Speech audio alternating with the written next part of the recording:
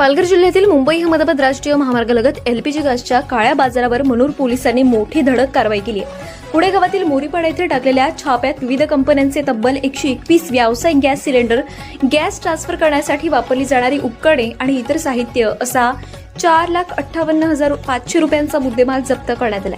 या प्रकरणी एका आरोपीविरुद्ध भारतीय न्याय संहिता, अत्यावश्यक वस्तू अधिनियम, स्फोटक पदार्थ अधिनियम आणि एलपीजी नियंत्रण आदेशाअंतर्गत गुन्हा दाखल करण्यात आला।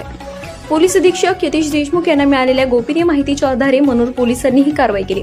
शनिवारी रात्री कुडे गावातील मोरीपाडा येथे छापा टाकत पोलिसांनी पत्र्याच्या शेडमध्ये साठवून ठेवलेले 40 भरलेले आणि 81 रिकामे असे एकूण 121 व्यावसायिक एलपीजी सिलेंडर जप्त केले। यामध्ये गो गॅस, भारत गॅस सह विविध कंपन्यांच्या सिलेंडरचा समावेश आहे।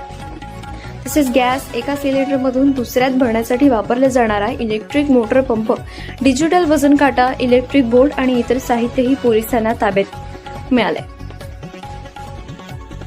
या कारवाईतील आरोपी चेतन सातवी हा भाजप पक्षाचा पालघर तालुक्यातील पदाधिकारी असल्याची माहिती समोर आली आहे। त्याच्या विरोधात यापूर्वीही अनेक गुन्हे दाखल असून हद्दपारीचा प्रस्तावही प्रलंबित असल्याची माहिती मिळते।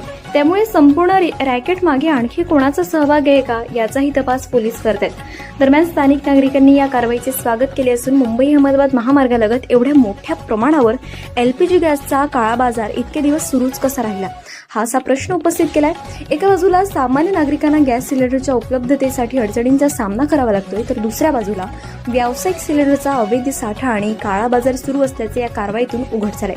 एलपीजी सारख्या अतिज्वलनशील पदार्थाचा बेकायदेशीर साठा हा नागरिकांच्या सुरक्षेसाठी गंभीर धोका मानला जातो।